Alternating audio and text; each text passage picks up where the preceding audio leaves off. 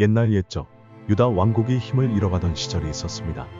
우상 숭배와 부패가 만연하던 그때 한 젊은 왕이 등장했습니다. 그의 이름은 히스기야.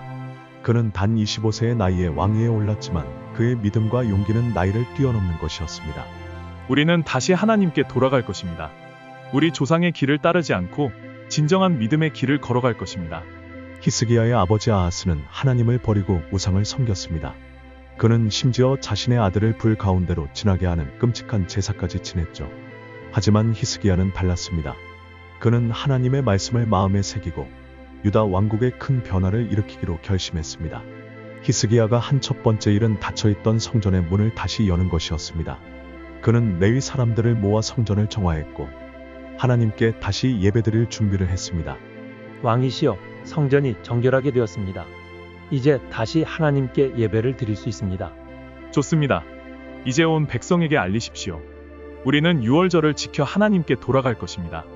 히스기야는 또한 유다 전역에 있는 우상과 이방 신전들을 모두 무너뜨렸습니다. 심지어 모세가 만든 놋뱀까지도 부수었는데 사람들이 그것을 우상처럼 숭배했기 때문이었죠. 우리 조상들이 항상 이렇게 해왔는데 왜 지금 바꾸는 거죠?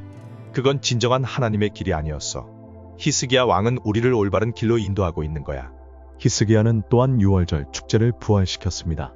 오랫동안 잊혀져 있던 이 축제를 통해 사람들은 하나님의 구원을 기억하게 되었죠.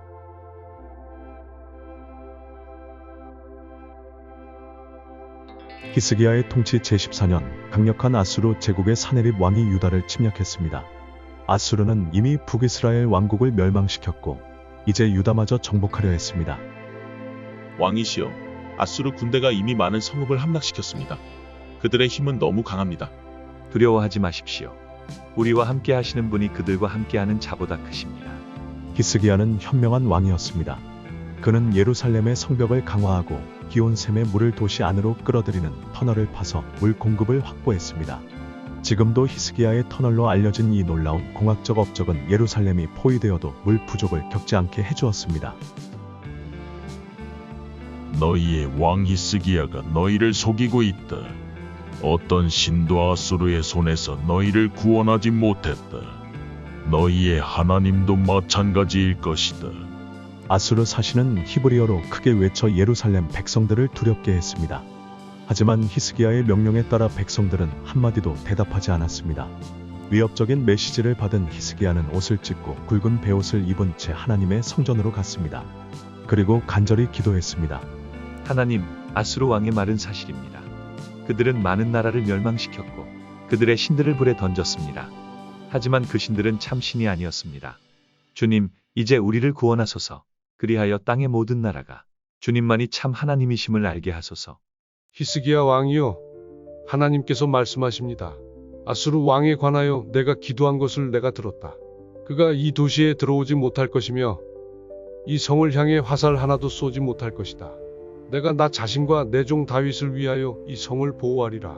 아수르의 사네립 왕은 수치스럽게 물러나 니느웨로 돌아갔습니다.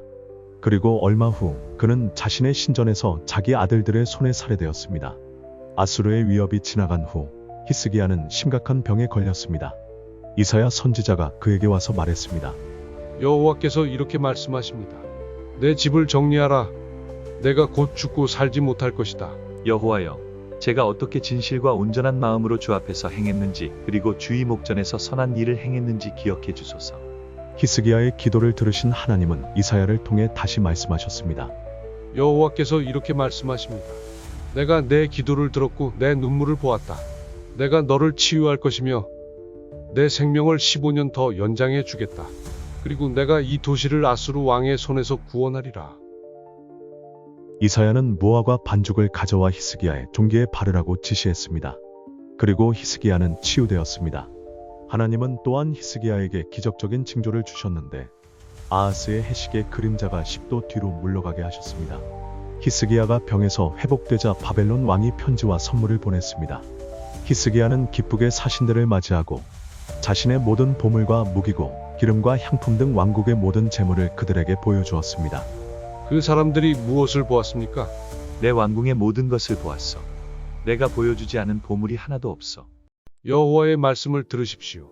때가 이르면 내 왕궁의 모든 것과 내 조상들이 오늘까지 쌓아온 모든 것이 바벨론으로 옮겨질 것이다. 하나도 남지 않으리라. 히스기야는 자신의 교만을 깨닫고 겸손해졌습니다.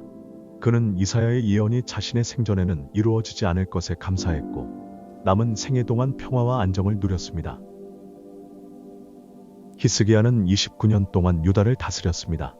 그는 하나님을 전심으로 섬긴 위대한 왕으로 기억됩니다. 성경은 유다의 모든 왕 중에 히스기야와 같은 이가 없었다 고 말합니다. 그의 신앙, 용기 그리고 하나님께 대한 신뢰는 오늘날까지도 우리에게 큰 교훈을 줍니다. 히스기야의 이야기는 우리에게 몇 가지 중요한 진리를 가르쳐 줍니다. 첫째, 우상과 거짓 신앙을 버리고 참 하나님께 돌아가는 것의 중요성.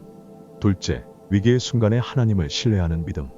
셋째, 교만의 위험성과 겸손의 필요성입니다. 수천 년이 지난 지금도 히스기야의 이야기는 우리에게 영감을 줍니다. 우리도 그처럼 하나님을 신뢰하고 용기를 내어 옳은 일을 하며 겸손한 마음으로 살아갈 수 있기를 바랍니다. 히스기야의 터널은 오늘날까지도 예루살렘에 남아있어 그의 지혜와 성견지명을 증거합니다. 하지만 그의 진정한 유산은 하나님에 대한 그의 신실함과 백성들을 하나님께로 인도한 그의 리더십입니다. 우리도 각자의 자리에서 히스기야처럼 하나님의 뜻을 따르는 삶을 살 수 있기를 바랍니다. 그가 그의 하나님 여호와께 의지하고 그에게 충실하여 여호와의 명령을 지켰으므로 여호와께서 그와 함께 하시니 그가 어디로 가든지 형통하였더라. 열왕기하 18장 6절에서 7절.